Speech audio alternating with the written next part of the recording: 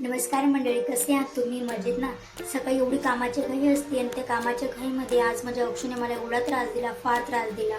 मग तिला थोडं जास्तच रागवल्या गेलं. मग माझं मूड थोडंसं ऑफ होतं, ते नंतर तुम्हाला सांगेल. पण ही आहे आमची प्रिशू, आमच्या घरातील सर्वात लाडकी आणि सर्वात क्युटी. सकाळी टाइम एवढा फटाफट जातो ना, म्हणजे कुठे 12 वाजता समजतच नाही.